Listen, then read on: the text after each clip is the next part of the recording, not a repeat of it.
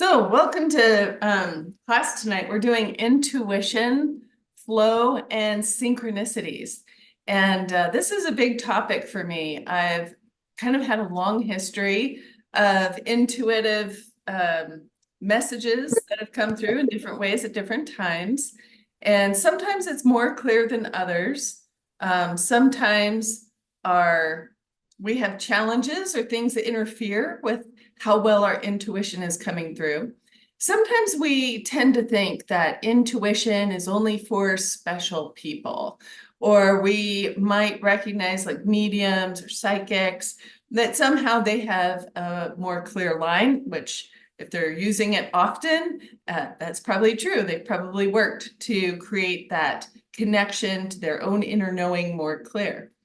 I believe intuition is a birthright of everyone, and that there are things that we can do to practice it as a skill, to hone it, polish it, and to communicate with these deeper levels of our own awareness, as well as start tapping into some expanded awareness and applications of intuition as well.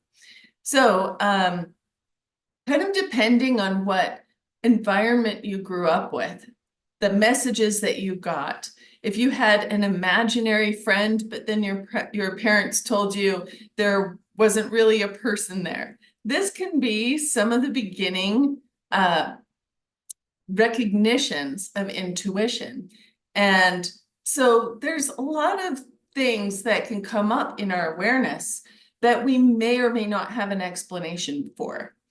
As we learn to use intuition more consistently, more regularly, and to also sort the messages that come up for us, we can start to hone it and polish it into more of a reliable skill. And sometimes the messages come through garbled or mixed up messages. So it does require a little more of our attention, our focus, to kind of untangle the threads of it, to recognize, okay, what are my own fear patterns versus what are messages from that expanded awareness? So intuition, chances are you might even be using it already. You just may have some different words for it. Sometimes we think of it as intuition. Some of my first meditation teachers talked about it as inner vision or inner knowing. It's kind of that felt sense of things. People might talk about it as instinct or going with your gut, having a hunch. There's lots of different ways that intuition can show up for you. And we may have a particular style, a way of receiving intuition that is maybe more clear than some of the other channels. So one of the things that we can do, and we're going to do this as the first segment here, is to recognize your intuition style. So there's several ways that your intuition can come through, and I'm going to just share this quick story. So the other day, one of my brothers is working with making money on the stock market. And he's following graphs, and he recognizes the graphs and the patterns. And sometimes he gets an intuition hit and it comes through to buy or sell. And when it's on, he makes money. So this is kind of a direct recognition that he can see, if I'm doing this and I make money, then it must be my intuition was on. So it's great to have some kind of practice where you get that feedback. So he did ask me one day, he showed me the graph and he says, seeing the graph and now just noticing the first thing that comes to mind, what is the graph going to do? Is it going to go sideways? Is it going to go up, or is it going to go down? My first impression, I saw that it goes sideways and then down. And that's what I told him. Now, I wasn't really invested in that. I didn't have an attachment to whether that was a right answer or not. And through the course of the day, he went ahead and he sold it. At the time I said it was going to go sideways, and he sold it before it went down. So it did save him some money. He made a little money on that. So I wanted to share this because there's some different ways that it might show up. What came up for me was I saw a graph in my mind, and I saw the trend of how that graph would continue into the future. Now, that's only one style of one way intuition can show up. For each of our 5 senses, we also have an intuition sense, or we can think of it as an extra perception. So yes, these are extra sensory perception skills. For each of our sensory awareness, as information is coming through our 5 sensory channels, we also have kind of like I would say for like spirit level associated with that. So for instance, the image of the graph that came through in my mind is a visual representation. So our eyes are taking in information from the world around us.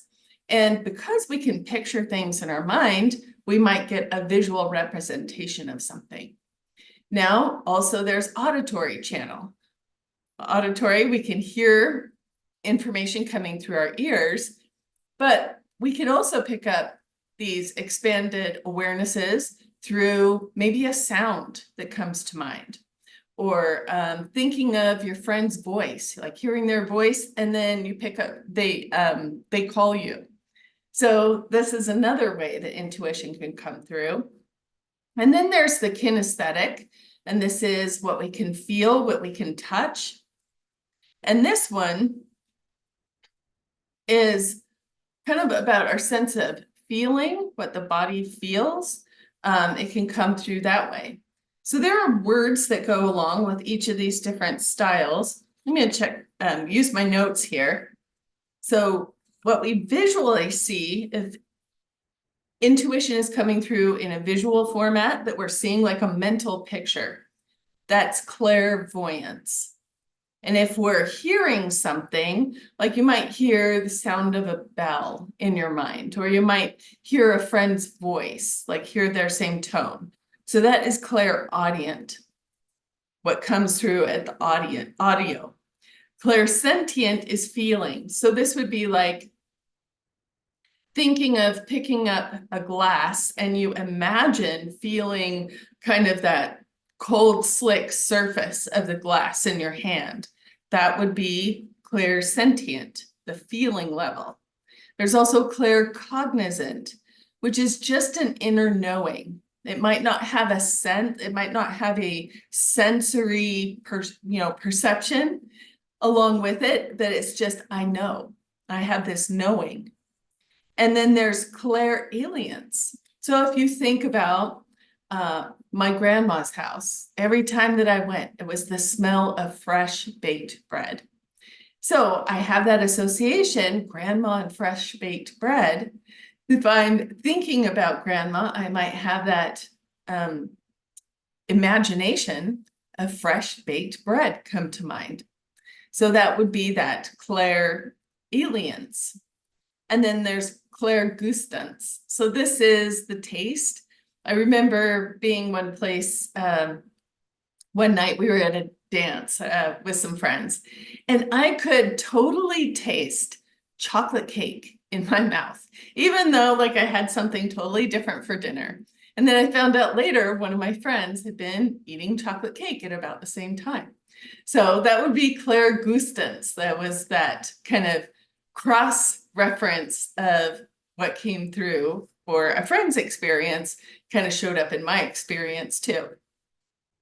So we can have all these different ways that intuition shows up for us. Now, some of the channels, we might have a preference, or some of the channels might be more clear for us than others. And I have a quick exercise to walk you through with that.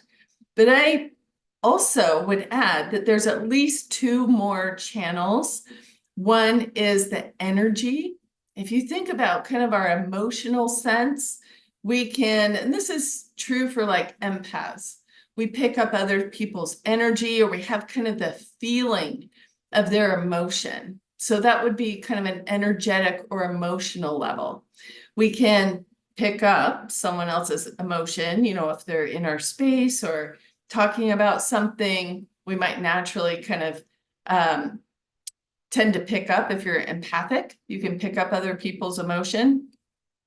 And there's also a vibration level, as well as, I would say, a spatial level. When you think about, here's a good example. Think about a bowl of chips out in front of you. And notice there's, as your mind represents that, there's a space in how close it is to you, or in what relation it is to you in the space around you. So that's a spatial. So there's at least 7 ways that intuition can show up for you. And you might have a preference. So I'm going to give you kind of a quick exercise to start recognizing which channel might be your primary. Now, we can get them, intuition messages come through in different ways at different times. So even though we're going to kind of go through this quick exercise, you might find it shows up one way, but in another situation, it might show up in a different way. So for this, go ahead and just close your eyes for a moment. Oh, before we do this really quick, I want to mention this.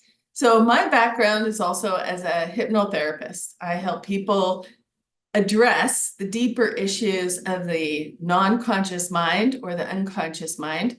I like to say the unconscious mind is interchangeable with automatic mind. So a good way of understanding kind of the layers of the mind and how it works is like the image of an iceberg. At the iceberg, there's the top part above the water. And this is a much smaller portion, but this is like our conscious mind, that we are logical, rational, goal setting. And so we're able to think of things, logically.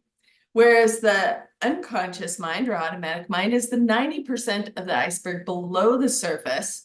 That 90% of the mind, we sometimes refer to as unconscious. I like to call it the automatic mind because it's in charge of whatever is coming through automatically. So this is where most people feel a disconnect. At the conscious level, we're setting a goal. We might say, I'm going to eat healthy. But the automatic mind is running other programs. It's running ideas, thoughts, beliefs, habits, and it has a lot more information available than what we're consciously aware. So one of the aspects I work with is helping people kind of clean up any of the interference that the unconscious mind is holding on to at that deeper level. And as we clean up that underlying interference, we can get more clear about what these expanded messages from our intuition would be. So there's also some differences in how these two aspects or layers of the mind operate. At the conscious level, typically we need to think and reason, weigh and judge. And so to come up with an answer, we take a little bit of time. We need to have reasons for it because we're logical at the conscious level. But the automatic mind is much faster at processing. It can sum up large amounts of information very quickly and give you an instant response. So that automatic mind or unconscious mind has that instant response. We recognize that kind of the first thing that comes to mind is what your unconscious mind is saying about this. Now, that being said, the unconscious mind, it can have habits, patterns, interference, blocks that also kind of color how well our intuition messages come through.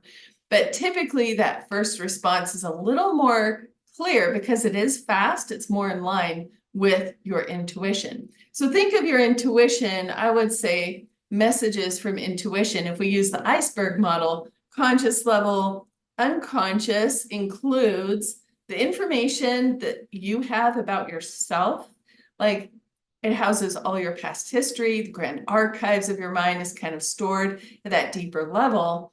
And this can include like messages you got. So if you got messages, oh, you don't really have an imaginary friend, or if you got messages that, oh, intuition, that's weird, there's no such thing, then this affects how our mind processes and how it might discount our messages. And then I also like to think of the iceberg includes like the conscious level, the unconscious level, which can include layers of our unconscious automatic mind. But then the water that the iceberg sits in is the expanded self the soul self, you might say. And this is the level that the messages can come through. Even though, so think of like the soul self or the expanded self, if our messages are coming through the unconscious mind and getting garbled, they might not come through as clear as we would like. So part of what we can do is recognize kind of the difference of these layers of the mind and start paying attention to how messages are coming through for us, and then use some simple tools to start decoding so we can work with our logical mind to also help us along the path. So here's the exercise that will help you identify which way might be your intuition style, which might be your primary. So go ahead and just close your eyes for a moment and let your mind get clear. And think of a tree. Notice what comes to mind.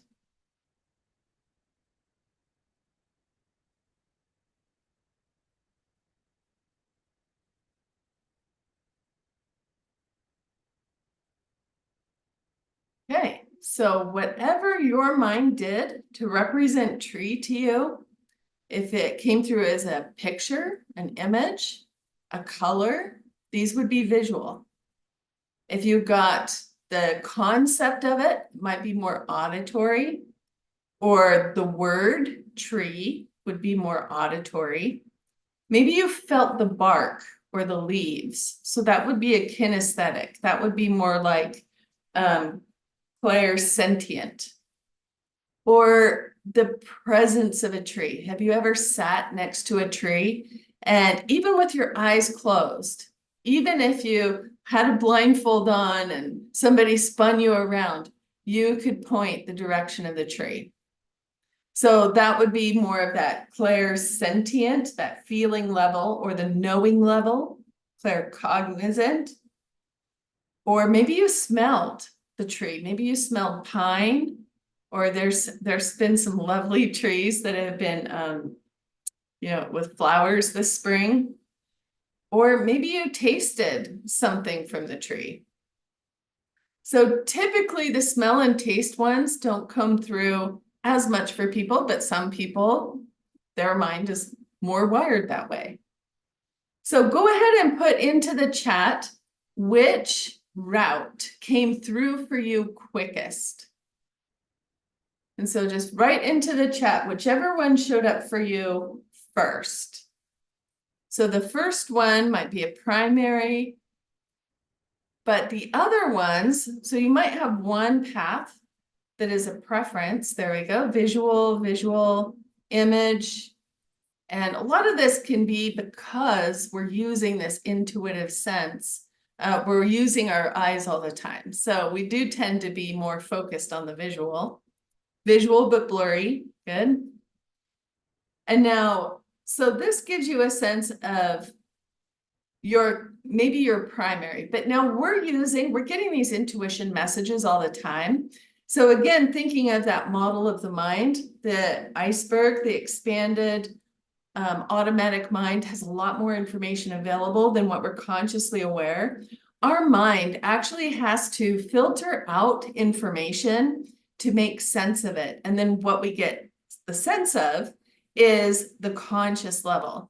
So we're getting intuition messages all the time. It just, whether or not we notice them or register them can be the difference of what messages we're able to pick up. So even though you had a primary way that concept of the tree came through, and there's also a conceptual sense that it can be kind of fuzzy. So some of these avenues of intuition come through easier than others. So if we were to remove our visual, if we were to wear a blindfold, then we could also hone our other senses, our other avenues, sensories, perception, to increase our abilities that way. So this can be a useful exercise. Get a blindfold and kind of try going through your morning routine, but with the blindfold on. And if you do this, what you'll notice is that you do have a space location. You can kind of feel where the difference between walking into an open kitchen versus walking into a hallway. Even though you're not touching anything, you'll feel kind of the presence of the walls or the space around you. In fact, this is pretty interesting. I saw this as a documentary that there was a guy who was blind. And I think he was blind from birth or very young. And he really wanted to ride a bicycle. So he knew he couldn't see to navigate, but he knew that he could hear. And he knew, especially, you might have heard this too, that people, when they go blind, their other senses really take over, get honed even more, become even sharper and more acute than what their vision, to kind of compensate or adjust for that. So he knew he was really good at hearing, and he decided he could learn to ride a bicycle by echolocation. So what this is he put himself on the bicycle and then he snapped his fingers. And by listening for how the snap was reflected off the space of things around him, it gave his mind a map that he could navigate. He would ride slow, but he could navigate by snapping his fingers and listening to the bounce of the location from things around him. So this goes into more of that felt sense, and that would also be kind of using the auditory pathway. So there might be some ways that intuition can show up for you quicker or have a sense or a feeling. A great way to, and this is just one strategy to recognize how it comes up. Any of the avenues can show up for you. And they might show up in stronger ways at different times or depending what the message is. I remember when I was living in Portland, Oregon for about 10 years, I was getting sicker and sicker, and I was trying to decide if I wanted to stay in Portland or if I wanted to move back to Utah where I had family. And I remember one day in particular, I was walking across my room and I heard in my ear, "If you don't leave, you will die."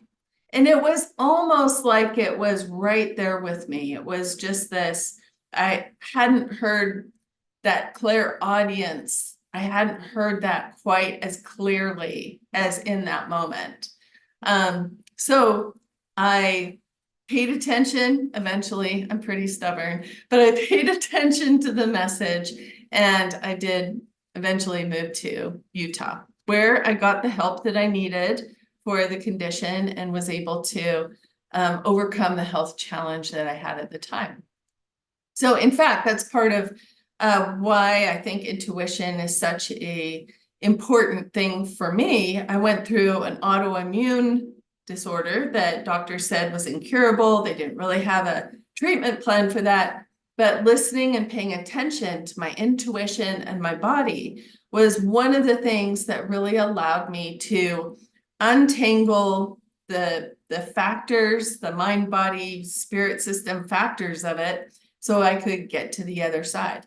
In fact, that's what my book is about that I just released this week. It will drop in Kindle on September 1st, and I can put that link into the chat if you would like. thebraintrainerllc.com/book. You'll find more information about it, but I really felt passionate about helping people to understand that there's a whole lot they could do at an internal level to help their body heal and repair, but an essential skill to that process was really paying attention to intuition and decoding messages. So intuition can come through in different ways. And part of it is we might be getting intuition messages, we're just not paying attention. or we get a flash of something and then we get busy and we get distracted and we do something else. So if you really want to start honing it, clarifying it, decoding it, you can start an intuition journal. And especially there's a few people here that are already registered for the Intuition Mastery group. And this is what we're going to be doing, is getting a journal and start recording your intuition messages that come up. Now, some of them come through your dreams. So we can definitely talk about dream interpretation and how these messages are coming through your automatic mind when you sleep at night. Especially dreams that have a feeling to them, or a reoccurring dream can have a reflection to them. But the number one way to start honing in getting the skill of intuition is to pay attention. Notice when they come up. So our lives are just so busy that I say that people are overscheduled, scheduled, overwhelmed. I've got so overstressed, have so many things going on that if we're just rushing from one activity to another and we're not creating downtime or quiet time for ourselves, then we might be missing the intuition messages that are coming through. Oh, I saw a question here. Was the kinesthetic one the clairsentience? So let me get back to that in just a second. So if you want to hone and get clear about your intuition, is start keeping a journal. Notice when the messages come up and then notice how they pan out. There's a whole process that we can also go through about really how to decode and clarify the messages that are coming through. Because sometimes we get weird messages and we don't have a context for them. Dreams are a good example of this. So like in a dream, you have like weird messages or themes that show up. So for instance, I might see my brother in one frame and the next he turns into a fox, and then the next scene he runs away and then somebody else shows up as a squirrel. So all of these elements could have a meaning attached, especially if there's a feeling. It's telling you to pay attention to that. But these different feelings then could have, especially if there's a theme, a reoccurring theme, could have an intuition message for you. Something about, oh, maybe follow this trail, but the squirrel shows up. Squirrel could be a metaphor of putting away funds to save for winter. So the unconscious mind, I'm thinking back to that iceberg. We have our conscious awareness, and that's where most of us are living every day. But our unconscious or automatic mind is kind of that space between where our subconscious mind and the soul level messages are getting filtered through our subconscious mind. So this is why we have different degrees of clarity with intuition from ourselves one day to the next, but even from person to person. Okay, so I want to go back to that question that came through. Clairsentience, is clairsentience, let me just make sure I get that question right. Was the kinesthetic one clairsentience? So this is where I believe that there's more intuition levels than just our five senses. So instead of saying we have our five senses, what we see, hear, feel in the skin, and what we taste and smell, we also have a couple more in the kinesthetic area. So kinesthetic branches out into energetic, into the felt, like the texture of something would be a kinesthetic, but there's also an emotional or energetic, as well as a spatial. So there's a few more that we have access to. We're just maybe not as aware of them all the time, or they're not as highlighted because we don't think in terms of that as much. So here's, just for your reference, here's the five that are listed here. And then I would also suggest that there's at least two more, and maybe I would even say a third. Clairvoyant, what you see. Clairaudient, what you hear. Clairsentient, what you feel.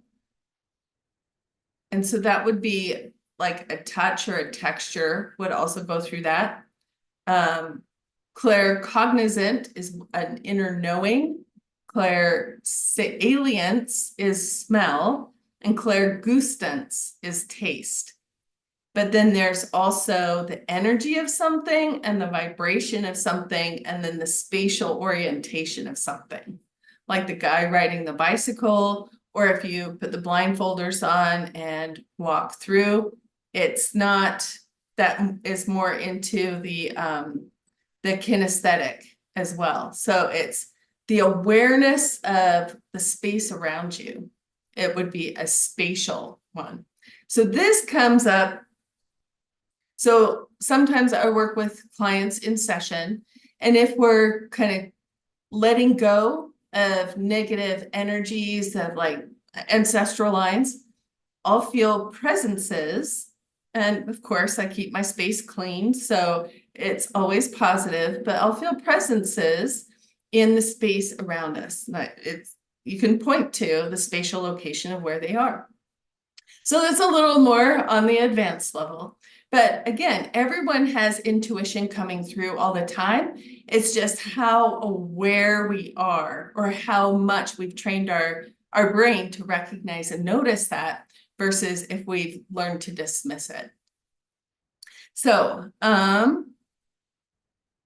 so that is kind of to recognize your style. Pay attention to it, get a notebook, especially if you're in the Intuition Mastermind class, and I'll kind of go through some stuff there at the end. But the next one is I want to share with you some easy ways to start allowing or cleaning up your intuition to make it more clear. So we know that there are certain states of mind where we can access intuition more easily. And this has to do with, if we start going into meditation, you might have noticed more awareness of things that you need to take care of, or things that you need to do. But you can also start by creating some quiet space in your day, some time for that quiet meditation. You can also start kind of tuning your brain into that expanded awareness to recognize what's important for you. There's a quick exercise. We can do this with hypnosis meditation. And this is a question that I get. Is hypnosis like, people tend to think, oh, is it weird? Is it going to take over your mind? Well, think of meditation and hypnosis as essentially the same thing. Meditation is just what you would take yourself through, versus hypnosis is what somebody else would take you through. So if you've listened to guided meditation, it's essentially hypnosis. So they're very similar. They access the same brainwave patterns. However, with hypnosis, it's just that we have more, we can access different states of consciousness more quickly and intentionally with hypnosis. So we can go to higher states, more intuitive states, which I'll go through kind of a quick exercise with you to kind of, that you can start using even in your own practice as you're paying attention to and listening to your intuition, as well as we can kind of help to clean up some of the interference that comes through. So hypnosis, we can use it to access higher states,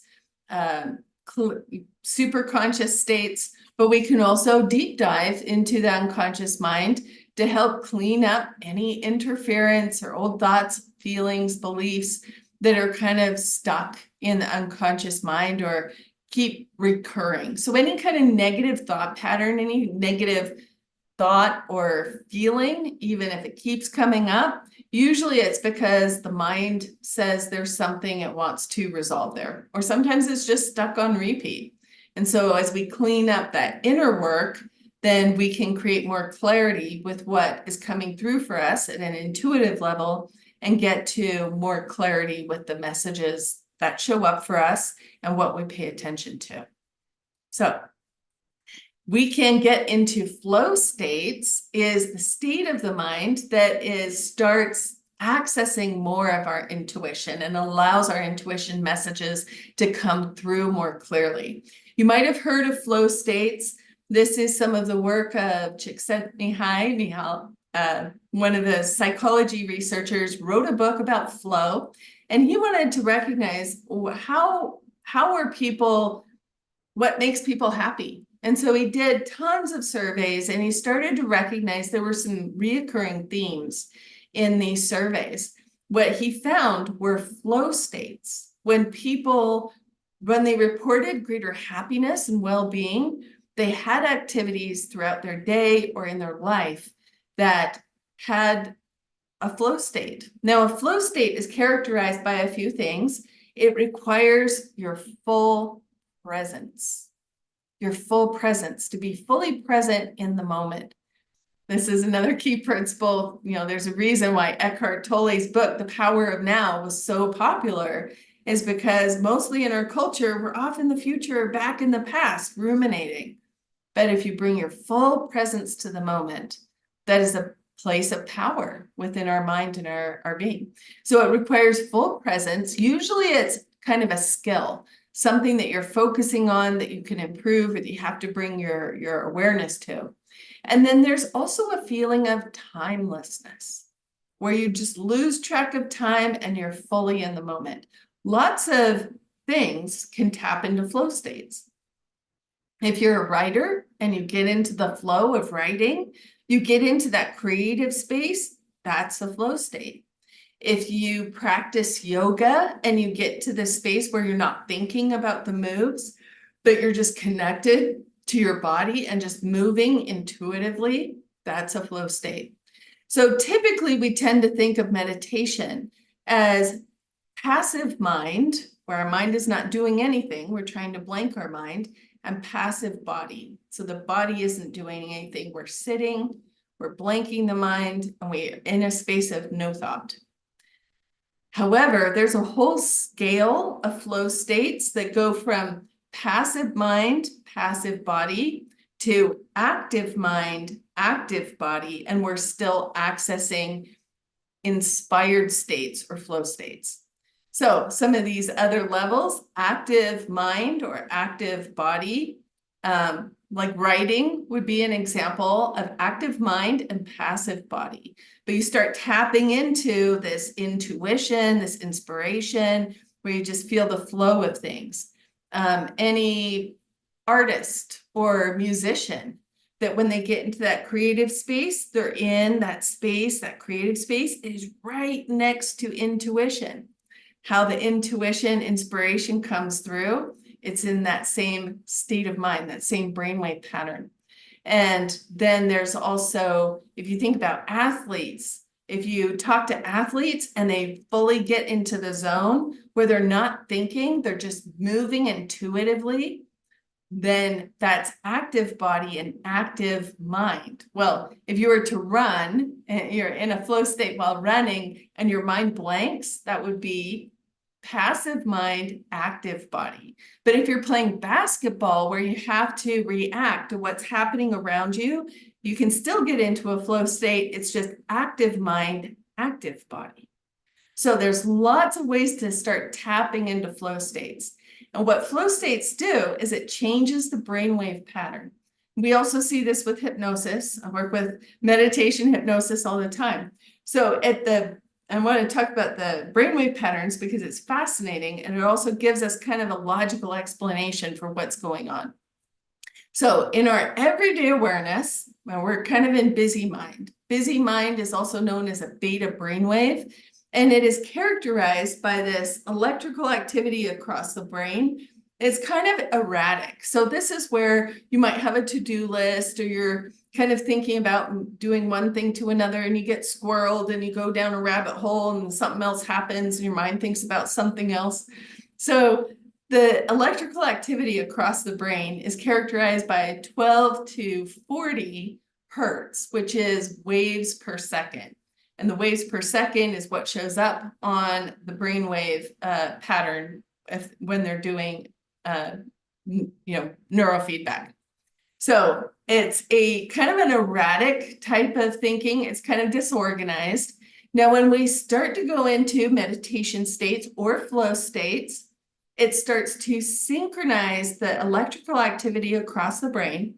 Not only synchronizes the electrical activity, but it lessens it, it quiets it. So instead of like a lot of random activity, it's more synchronous and it's slower, and it slows the brainwave pattern. This is characterized by 8 to 12 hertz, which is waves per second.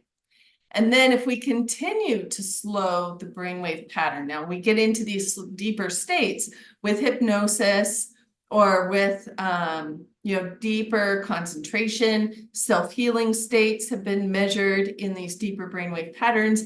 It's called a theta brainwave state. This theta brainwave is continued to slow those cycles, brainwave cycles, and it also continues to synchronize. So it's a slower synchronous state. Usually it feels very calm, very peaceful, and not as much thought process. So, and then the deeper state below that would be a delta brainwave, which is characterized by deep dreamless sleep. There's not a lot of electric activity or thought activity in the brain. It's just very quiet. And so these are all natural. We go through them when we sleep at night, but we're typically not used to accessing them in our day-to-day mind, because most of us are used to the beta brainwave. But they are natural states of being, and we can start tuning into it. Well, where intuition starts coming through more clearly and consistently is in the alpha brainwave state. Now, as we start going into the alpha brainwave pattern, this starts opening up intuition, inner knowing. We become more sensitive, more aware of the messages, but we also start tuning into more expanded awareness, extrasensory perception. For instance, synchronicities might start showing up. For instance, one night I was driving home and I'm just thinking, I want to pick up some lettuce for dinner. So I picked up some lettuce, had my brother and my mom were staying with me. And when I got home, they were saying, oh yeah, I'm so glad you brought lettuce. We wanted to make a salad, but we didn't want to go to the store. So here you go. So this is where we can start tapping into these expanded, synchronous experiences of life that allow greater flow and ease with our day-to-day. So there's so many applications of intuition, but the next thing I want to take you through is an easy exercise that you can do at home, and I'll walk you through so it's guided for the first part of it. But then I want you to pick some kind of question that you want answered. So maybe it's something in your life now, maybe it's a choice A, choice B, and I just want you to get some clarity or insight with it. I'm going to try to wrap us up on time tonight, but then I'm going to stay for an extra 20-30 minutes so that if you guys have questions or want to open up more discussion, we have some time for that. So for this process, it's just an easy way of clearing your mind and starting to tune your mind and your inner awareness, starting to open up and clarify your messages. So go ahead, sit back and relax, allow yourself to get comfortable. I like to start with 3 gentle breaths. This will only take about maybe 7 to 10 minutes. Taking in a deep breath, breathing in, filling up your lungs, holding that breath, gather out stress, tension, and release the breath. Just let it go. Let yourself relax into this moment. And you can do this with the eyes open, eyes closed, whatever feels most comfortable for you. And taking in another deep, gentle breath, breathing in, filling up your lungs, holding that breath, gather out stress, tension, and release the breath. Just letting go, letting yourself relax into this moment, letting yourself be just right here, right now. One more deep clearing breath, breathing in, Filling your lungs, holding that breath, gather out stress, tension, and release the breath all the way down. As you exhale, just letting go, letting yourself be right here, right now, fully in this moment. And now noticing that easy, natural breath, noticing the flow of breath, that your body knows just the right timing, the flow as it moves through your nose and into your lungs, as it radiates throughout your body as you continue to notice that easy, natural flow of breath, noticing the flow of it. And now also noticing a healing light, much like the light of the sun, as if it's shining down through the top of your head, letting it flow through your brain. You can notice, imagine as if that healing light is clearing out any mental clutter. Imagine just clearing out the clutter. You might see it as old papers, old thoughts. Imagine sending it out to recycle. I like to send it to the sun as the healing light just continues to flow through your head.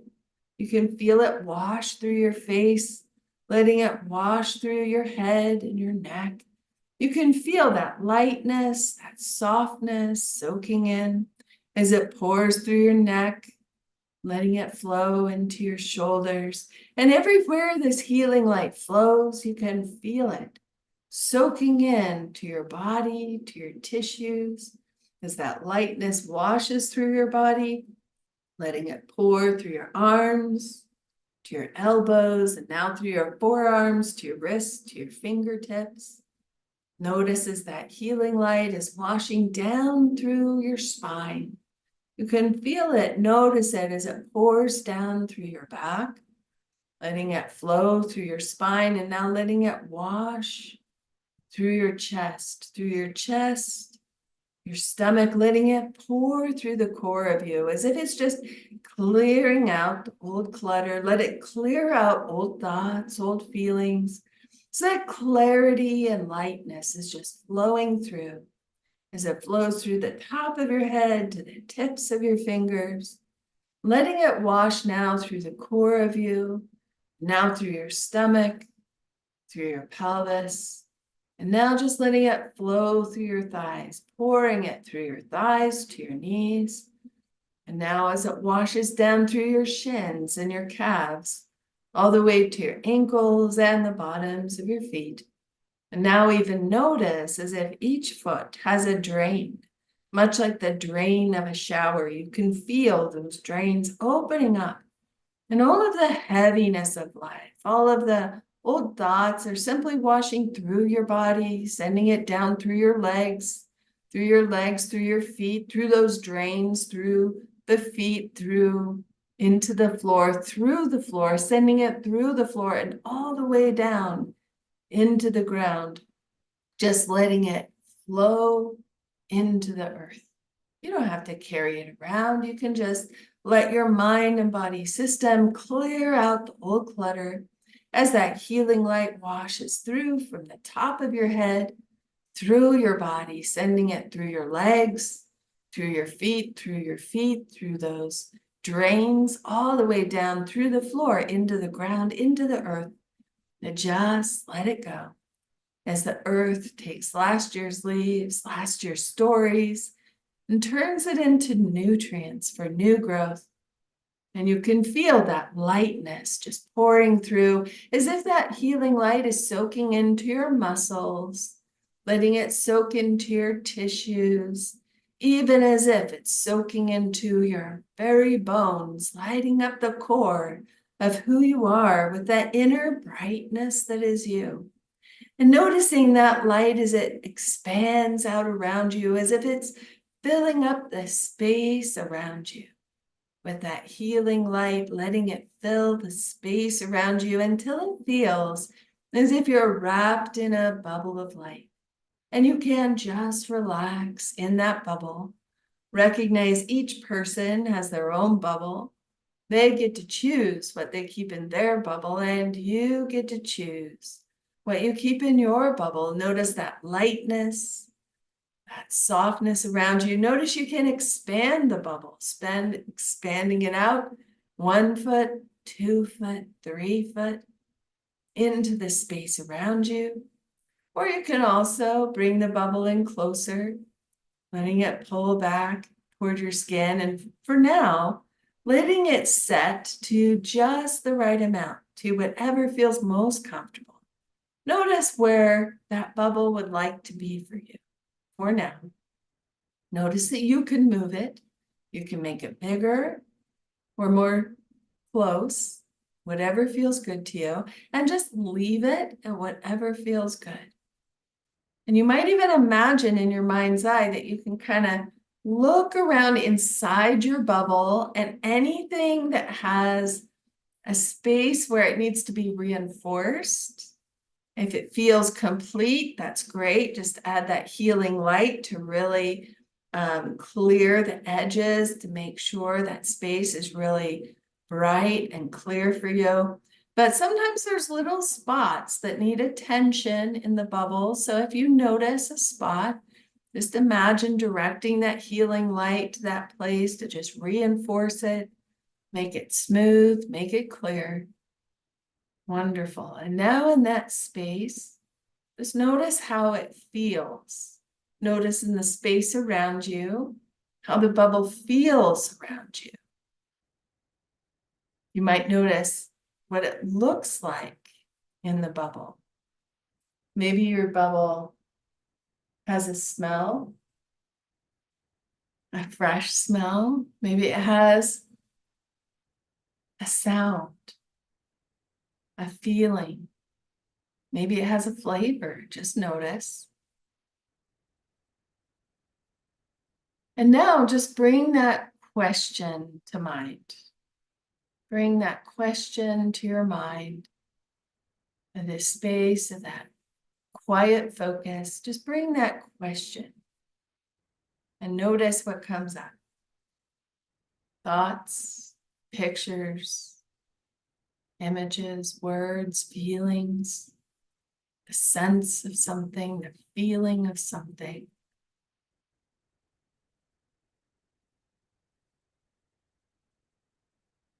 And when you get some representation, maybe it's a picture, word, or feeling, go ahead and write it down. Just make some quick notes to notice what comes to mind.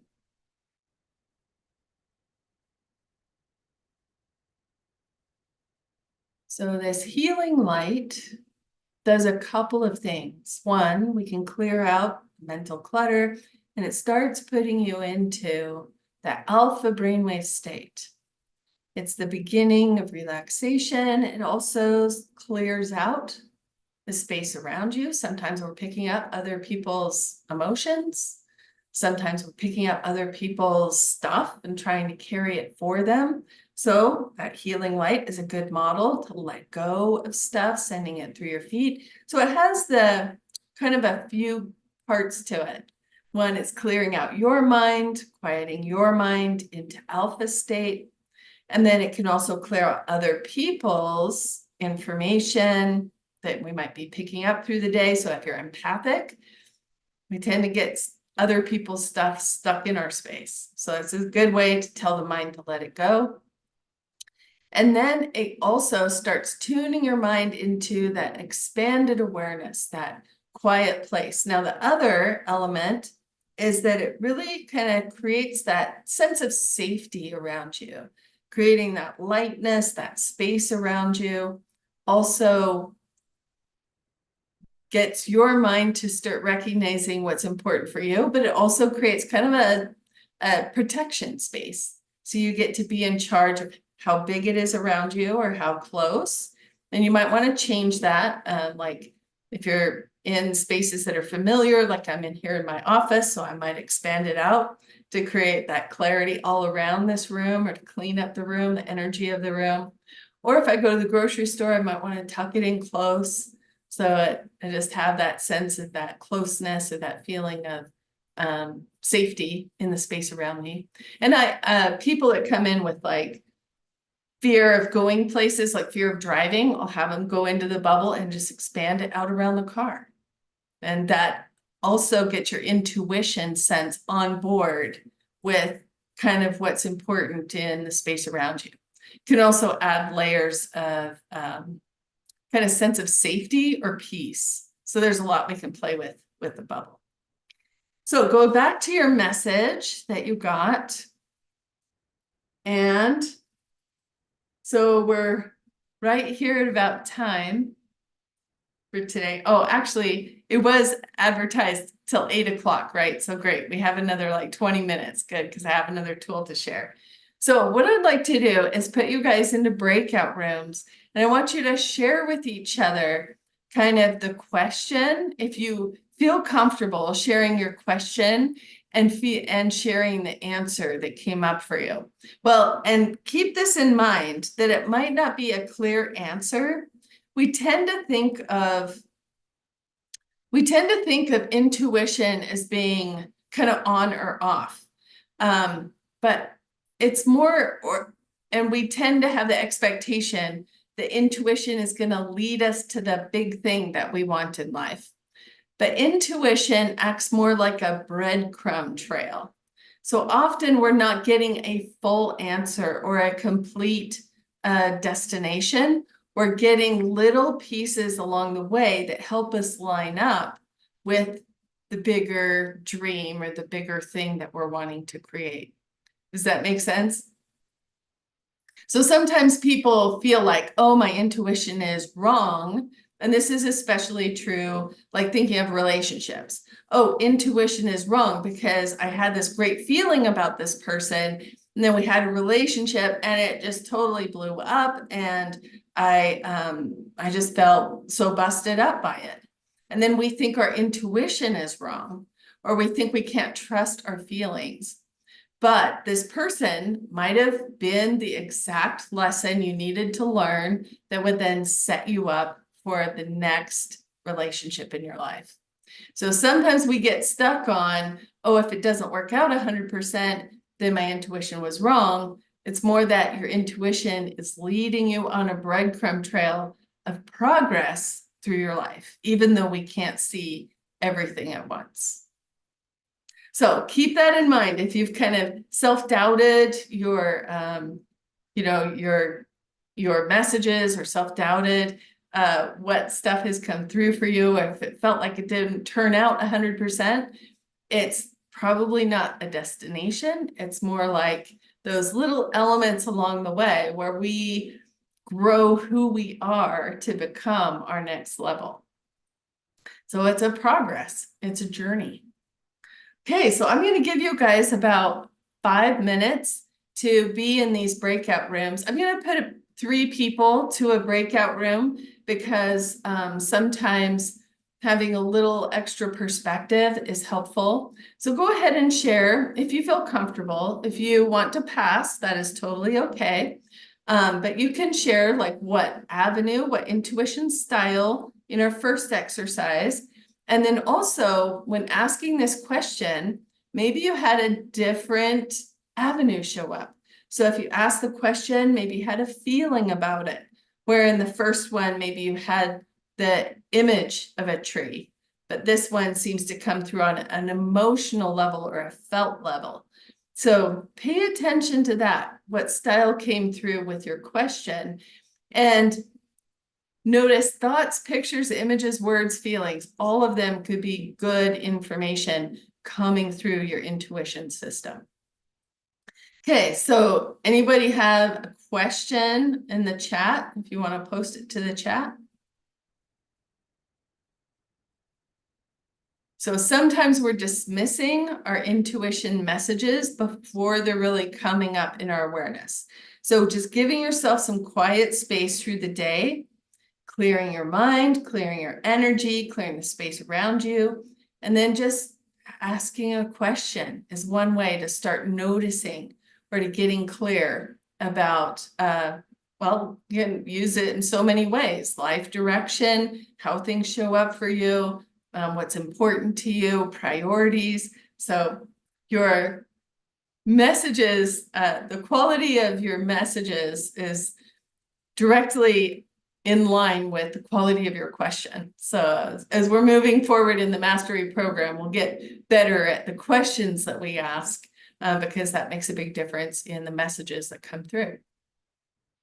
Okay, so I'm going to put you in breakout rooms.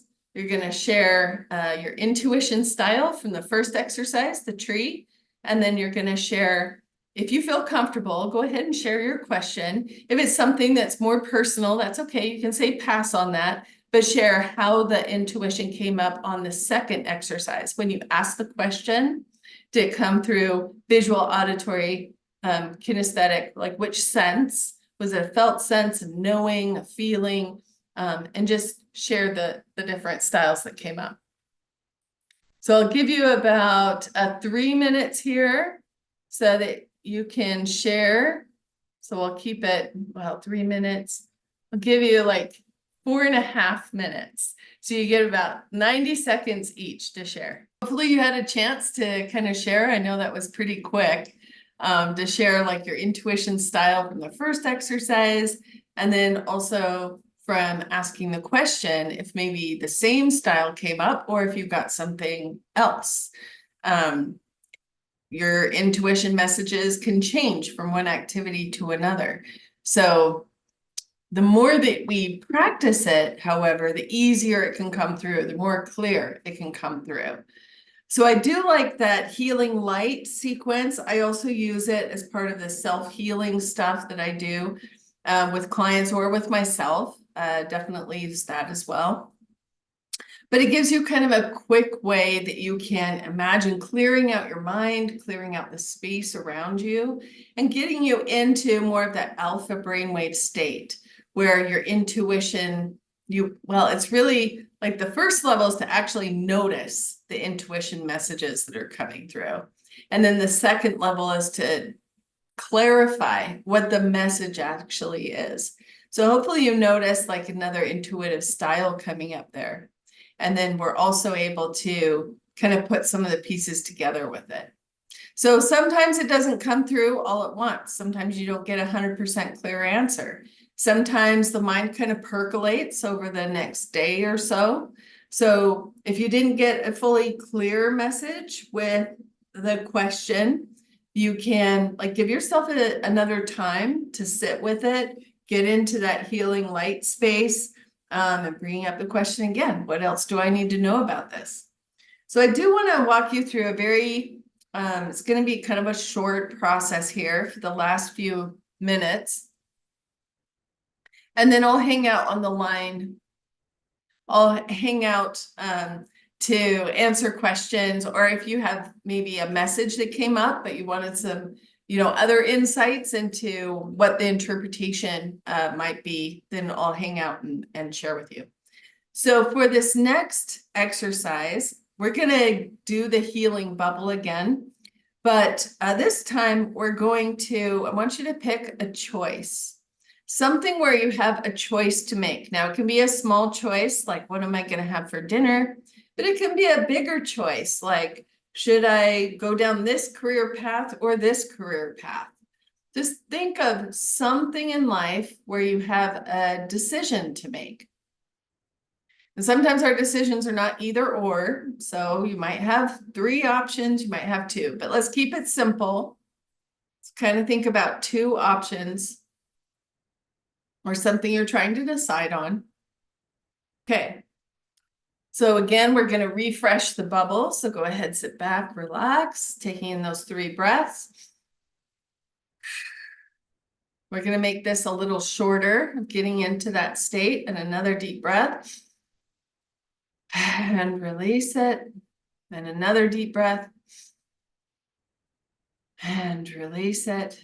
And now imagine that healing light washing through. You can notice it, feel it as it pours through your brain, your head, letting it wash through your face, pouring down through your arms, your shoulders. Imagine it, notice it as it flows all the way to the tips of your fingers, as that healing light is washing through your body, through your stomach, letting it pour through your thighs, your legs, all the way to the bottoms of your feet. Imagine those drains opening up, all of the difficulty, all of the attachment to an outcome, as if you just let that wash through your body, through your feet, into the ground, into the earth. Just let it go. As that healing light is washing through from the top of your head to the bottoms of your feet, bringing it out into the space around you, letting that lightness just fill up the space around you in that bubble. Now bring to mind this choice. Maybe you have a choice. As you think about it, notice, what does your head say about this choice? And as you have thoughts about it, you can go ahead and write them down. So usually we're pretty good. Like, we think about the pros and cons. We've kind of been trained to be in our head a lot. So notice about this choice. What does your head say? It's probably the level that we're aware of most. It's our mental level, what our brain says. And just notice what comes to mind, thoughts, pictures, images. Now I want you to imagine this dropping down into your heart. Your heart is being called, they're calling it the second brain. There's so many neurons in the heart. We know neurons are in the head, but there's also neurons in the brain. There's also neurons in the heart. You drop to your heart. What does your heart say about this choice? Notice what comes to mind. Thoughts, pictures, images, words, feelings.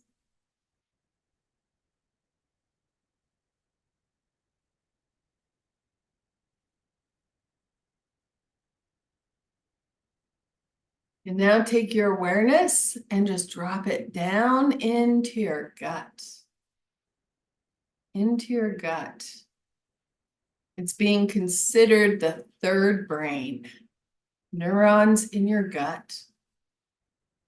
As you bring your awareness into your gut, that core sense of you, what does your gut say about this choice? Again, notice whatever comes to mind. Thoughts, pictures, images, words, feelings.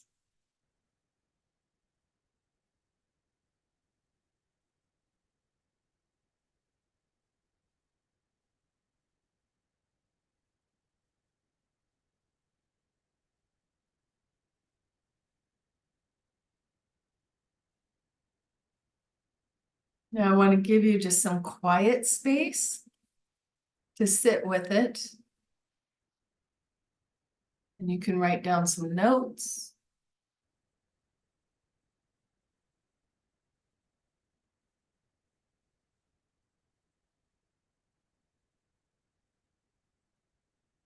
Just noticing what comes to mind.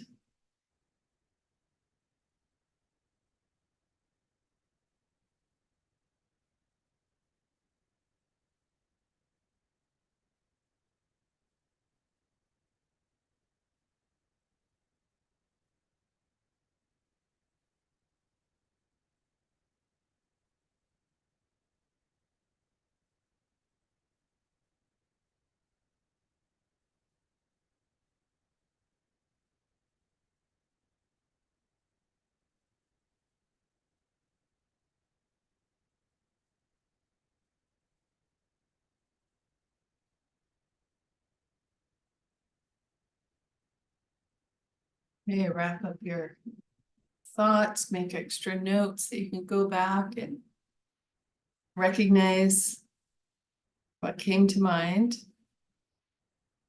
Now I'm gonna just open up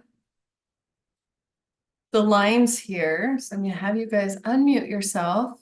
And as we share what came up or how this worked for you, other people are also recognizing pieces together for themselves. Yeah, so go ahead and unmuting here. And I'm just gonna ask, since we're kind of a smaller group here, Does anyone feel like sharing? I'll go first. So Holly, for me, I got clarity around the question I was asking myself, and I was sort of procrastinating. I had two minds about a particular thing, and it gave me clarity around the decision that I needed Great. on the And project. you don't have to necessarily say what it was, but Oh, yeah, how did that's okay. how did that message come up for you? How did you get that clarity? Uh, for me, it was a sense I had a kinesthetic reaction to a sense of calmness once I've got the clarity. So, and I had the realization, basically what it was I've got a property that we built. It was our original home, but we've moved into another state, and I had it rented out, and I was going to put it on the market and sell it. And I actually have a real estate license, so I could sell it myself, or I could have another agent sell it. But the agent's commission on selling a property like that would be around $40,000 if I wanted to have another agent sell it. Wow. So I was in two minds on whether I fly down or fly to that state and sell the property myself, or I have another agent do it. And so the feeling that I was having some internal conflict around what happens if I didn't sell it as well as someone else could in that local market. And then so I had some underlying fear, which I didn't realize about that procrastination. But once I'd gone through that process, I got clarity around it. And I'm the best person to sell it because I know the house backwards. We built it, so I know all the benefits and features more than someone else would ever be able to sell it as well as what I could anyway. So it gave me the clarity around, I'm making the decision to do it myself. Very good. So you were able to recognize maybe an underlying fear that was kind of mixing up the message and then get to that clarity. Good. Yeah. Great. So it was good. Is there someone else who would like to share?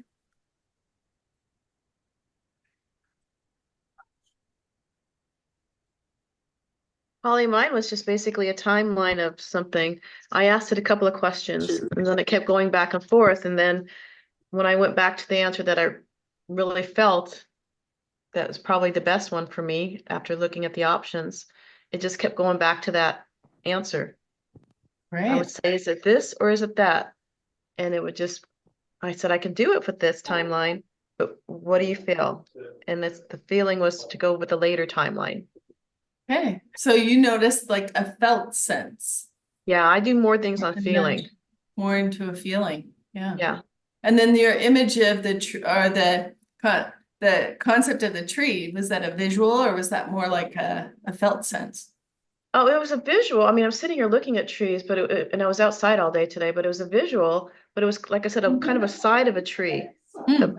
Blurry, only a kind of a side of a tree, but not really the full tree. Yeah. Okay, cool. Mine was definitely a VK. So mine was visual, the image, and then it was kinesthetic as a feeling for the resolving it. Yeah. Great. All right, so you guys, to wrap up tonight, so this is an example of stuff that we'll cover in the Intuition Mastery Mastermind. And this is coming up. We meet on the second Wednesday and the fourth Wednesday.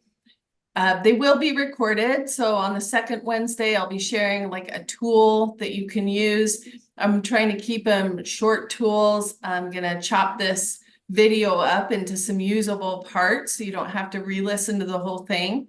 But I wanted to share, the more we pay attention to it, the more we practice it, the more we share it with others, the more we get to know ourselves, the more we get to know how it's coming through for us, or to pay attention to the messages that come through.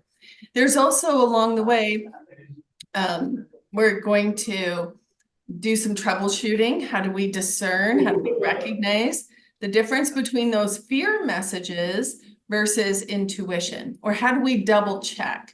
So maybe a message is coming through, but we just want to have like a validation about something. How do we use other ways of double checking the intuition, making sure it's clear that we're on track. So we're going to cover 6 months, and I'm really excited about this group. I've been using intuition probably my whole life, but I haven't, and of course with clients, setting our brains up to be more intuitive, more responsive. But this is kind of the first group of this that I've done. So this is a pilot program, and I'm super excited about this. What we're going to do is cover different topics each month for the next 6 months. There's so much information, how to apply intuition, how to have it show up for you in better ways. So each month has a theme. September, we're covering health, how to use intuition for health and improving your body. October is wealth and money, which there's some fun stuff there to do. November is relationships and communication. And now we start tapping into communication beyond. December is using the law. It's like the law of attraction, but it's the law of magnetism. And January, we're going to do purpose and happiness as a theme. And then February is beyond intuition. So how do we start tapping into more expanded states to include more of the spiritual and processes? And along the way, there are certain hypnosis processes that I've designed to help clean out some of the mental clutter and start tuning your intuition senses into greater clarity. So the place for that, yeah, wonderful. And now here's the place to find it on the website. Go to thebraintrainer.llc.com/intuition-mastery. And that'll give you all of the information about it. You scroll down, it shows everything that we're going to cover and do. I want to make it usable bits. And when you are focusing on intuition, and of course, we'll do more of the partner sharing. We also have, so the second Wednesday of each month, we're going to highlight a new skill, a new context, get some partner practice in. And then the fourth Wednesday of the month is going to be more of the troubleshooting. It'll be a little more open, question and answer. You don't have to be present for the calls to get them. They will all be recorded, and we'll have a special group available too. So my focus is creating a safe community. We like-minded community. We're focusing on creating clarity with intuition and bringing it through in more expansive ways into life, and then covering those topics. So if you have questions, feel free to reach out. I'll be sending out the recording as well as more of the notes from this in the next couple days. Look for it tomorrow, and the links. So the special code is available for the next 48 hours. So if it's intuition, if you're interested in honing your skills, refining your skills, and working with the community to really focus and bring that clarity to it, as well as partner sharing, having the breakout sessions. I want to give exercises and then get you to use the skills and start recognizing more of how to use it in your day-to-day life. So to wrap up the call tonight, so there's those two places to go online, thebraintrainerllc.com/intuition-mastery. And then to wrap up the call tonight, let's go around the room and just share one kind of, one thing that you appreciated about the class tonight. Go ahead. I'll start if you like. Yeah, I really appreciated your explanation of using the NLP model of the visual, auditory, kinesthetic, but linking it to the clairvoyant, clairaudient, clairsentient. That was really valuable, I thought, and a really good take on understanding that from that perspective. So that was really great for me. Great, thank you, Darren. I appreciated the group, what we did together. I can't even think of the word right now. Not the hypnosis, but what were they? The exercises. Thank you. The exercises about the white light, because I'm just starting to ground myself lately because I know I need it. So that's another tool in order to ground myself and clear out all the clutter. So I appreciate that. Excellent. Great. Okay, Holly. Is that Arvin? Yeah, can you hear me? Yeah, go ahead. I thought that was excellent. I learned a lot about visual images and all that, Cierra la puerta. all that in your mind. Clear your mind. That is excellent. Clear your mind. Yeah. It's coming through kind of garbled. You could kind of speak into the microphone a little more. Kind of speak closer. Said like clearing your mind. Can you hear me? Yes. Anyway, it was overall it was excellent. Holly. Thank you. Thank you, Arvin. Thank you. Great. And Maria, Yeah. would you like to share? Mm, You could no, pass if you like. it's fantastic, but Oh, thank you. I don't know how I express that. I like it. Just thank you.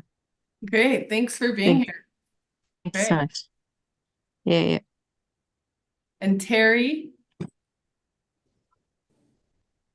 Well, I thought it was a great presentation. I mean, start to finish, really well thought out, and bringing attention not only to each of the clairs, and but really helping us understand that things can shift within us, and we can pick up messages using different things at different times. And then for me, it was just the quieting to really listen. I really loved that. yeah, great.